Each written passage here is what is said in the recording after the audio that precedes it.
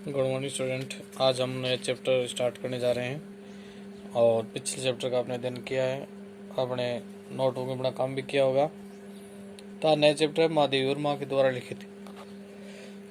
अब महादेवी वर्मा का जीवन परिचय सुनिए आप। महादेवी वर्मा का जन्म सन 1907 में उत्तर प्रदेश के फर्रुखाबाद शहर में हुआ था। उनकी शिक्षा दीक्षा प्रयाग में हुई। प्रयाग महिला विद्यापीठ में प्राचार्य पद पर लंबे समय तक कार्य करते उन्होंने लड़कियों की शिक्षा के लिए काफी प्रयत्न किए। सन 1987 में उनका देहांत हो गया। तो 1907 में जन्म हुआ, 87 में देहांत हो गया, तो 80 ईयर। महादेवी जी छायावाद के प्रमुख कवियों में एक थी। निहार, रश्मि, नीरजा, यामा, दीपशिखा उनके प्रमुख काव्य संग्रह हैं। कविता के साथ साथ उन्होंने सशक्त गद्य रचनाएं भी लिखी हैं, जिनमें रेखाचित्र तथा संस्मरण प्रमुख है।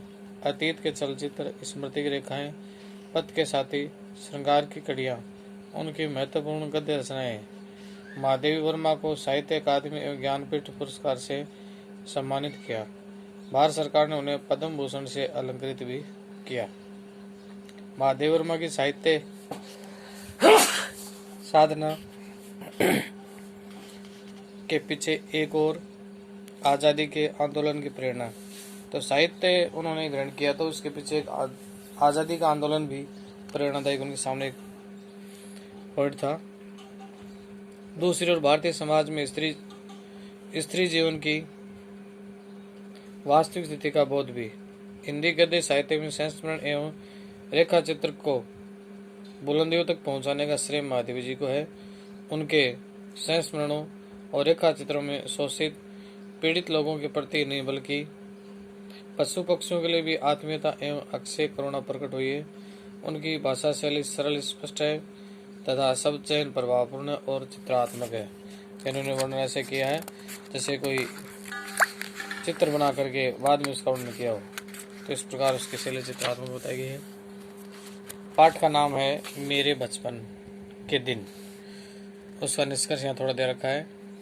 मेरे बचपन के दिन में महादेवी जी ने अपने बचपन के उन दिनों को स्मृति के सहारे लिखा है जब वे विद्यालय में पढ़ रही थी। इस अंश में लड़कियों के प्रति सामाजिक रवैये, विद्यालय के सहपाठियों, छात्रावास के जीवन और आंदोलन, स्वतंत्रता के आंदोलन के प्रसंगों का बहुत ही सजीव वर्णन किया। तो स्वतंत्रता के आंदोलन का वर्णन भी उन्होंने किया है। अब पाठ शुरू होता है मेरे बचपन के दिन। बचपन की स्मृतियों में एक विचित्र सा आकर्षण होता है। यानी बचपन में कुछ याद आते हैं तो एक विचित्र आकर्षण होता है। कभी कभी लगता है जैसे सपनों में सब देखा होगा। परिस्थितियां बहुत बदल जाती हैं, परिस्थिति है जल्दी बदल जाती है। अपने परिवार में मैं कई पीढ़ियों के बाद उत्पन्न हुई, महादेवी जी बता रही है। मेरे परिवार में प्राय 200 वर्ष तक कोई लड़की ही नहीं। सुना है उससे पहले लड़कियों को पैदा होते ही परम धाम यानी मार देते थे या स्वर्ग में भेज देते थे। फिर मेरे बाबा ने बहुत दुर्गा पूजा की। हमारी कुल देवी दुर्गा थी। मैं उत्पन्न हुई तो मेरी बड़ी खातिर हुई और मुझे वह सब नहीं सहना पड़ा जो अन्य लड़कियों को सहना पड़ता था। परिवार में बाबा फारसी और उर्दू जानते थे। पिता ने अंग्रेजी पढ़ी थी। हिंदी का कोई वातावरण नहीं था। मेरी माता जबलपुर से आई तब वे अपने साथ हिंदी लाई। वे पूजा पाठ भी बहुत करती थी। पहले पहले उन्होंने मुझको पंचतंत्र पढ़ना सिखाया। बाबा कहते थे इसको हम विदुषी बनाएंगे। विदुषी विद्वान का अपोजिट है। मेरे संबंध में उनका विचार बहुत ऊंचा रहा, इसलिए पंचतंत्र भी पढ़ा मैंने, संस्कृत भी पढ़ी। ये अवश्य चाहते थे कि मैं उर्दू फारसी सीख लूं, लेकिन वह मेरे वश की ही नहीं थी। मैंने जब एक दिन मौलवी साहब को देखा तो बस दूसरे दिन में चारपाई के नीचे जा छिपी। तब पंडित जी आए संस्कृत पढ़ाने। माँ थोड़ी संस्कृत जानती थी।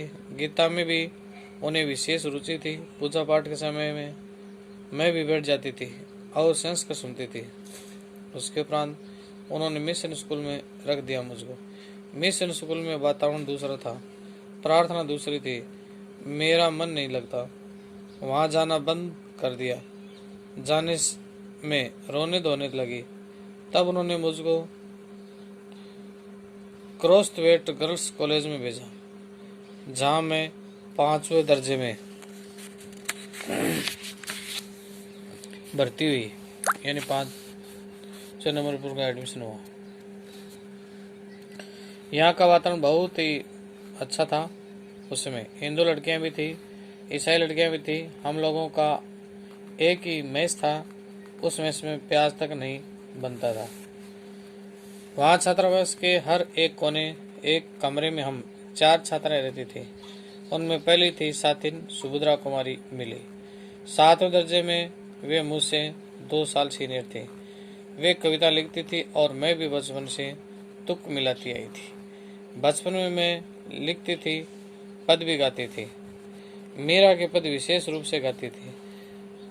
सवेरे जागे कृपा निधान पंछी बन बोले, यही सुना जाता था। प्रभाती गाती थी। शाम को मीरा का कोई पद गाती थी। सुन सुनकर मैंने भी ब्रज भाषा में लिखना आरंभ किया। यहाँ आकर देखा कि सुभद्रा कुमारी जी खड़ी बोली में लिखती थी। मैं भी वैसा ही लिखने लगी, लेकिन सुभद्रा जी बड़ी थी, प्रतिष्ठित हो चुकी थी, उनसे छिपा छिपा कर लिखती थी मैं। एक दिन उन्होंने कहा, महादेवी तुम कविता लिखती हो? तो मैंने डर के मारे कहा नहीं। अंत में उन्होंने मेरी डेस्क की किताबों की तलाशी ली और बहुत सा निकल पड़ा उसमें से। तब जैसे किसी अपराधी को पकड़ते हैं, ऐसे उन्होंने एक हाथ में कागज लिए और एक हाथ से मुझको पकड़ा और पूरे हॉस्टल में दिखाकर आई कि ये कविता लिखती है। फिर हम दोनों की मित्रता हो गई। क्रॉसवेट में एक पेड़ की डाल नीचे थी। उस डाल पर हम लोग बैठ जाते थे। जब और लड़कियां खेलती थी तब हम लोग तुक मिलाते थे। उस समय एक पत्रिका निकलती थी, स्त्री दर्पण, उसी में भेज देते थे। अपनी तुकबंदी छप भी जाती थी।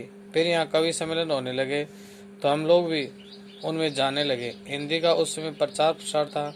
मैं सन 1917 से यहाँ आई थी। उनके उपरांत गांधी जी का सत्याग्रह आरंभ हो गया और आनंद भवन स्वतंत्रता के संघर्ष का केंद्र हो गया। जहाँ तक किसी का भी प्रचार चलता था, कवि सम्मेलन होते थे, तो क्रॉसवेट से मैडम हमको साथ लेकर जाती थी। हम कविता सुनाते थे। कभी हरिओद जी की अध्यक्ष होते थे, कभी श्रीधर पाठक होते थे, कभी रत्नाकर जी होते थे, कभी कोई होता था। कब हमारा नाम पुकारा जाए बेचैनी से सुनते रहते थे। मुझको प्राय प्रथम पुरस्कार मिलता था। 100 से कम पदक नहीं मिले होंगे उसमें। तो आज बच्चों इतना ही पढ़ेंगे। थैंक यू, धन्यवाद।